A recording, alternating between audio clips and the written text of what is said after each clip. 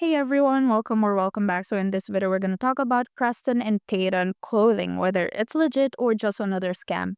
Quick disclaimer before we begin, everything in this video is based on publicly available information and personal opinion. Also, a lot of you guys are asking me how I do this research so fast. I actually put together a complete guide where I show you the exact process. Links in the description. Now, while their branding suggests a US-based fashion company, user reviews on Reddit and forums paint a very different picture. Most complaints describe receiving cheap clothing shipped from China.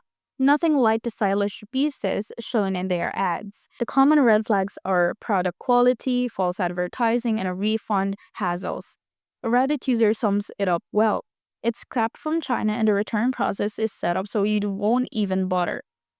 For the final verdict, Preston and Payton is most likely a scam store using deceptive photos, inflated prices, and unrealistic shipping policies. With no verified contact information, questionable policies, and tons of customer complaints, we highly recommend steering clear. Now, if the deal looks too good to be true, it probably is. Stick to trusted online retailers and always check for real reviews before buying.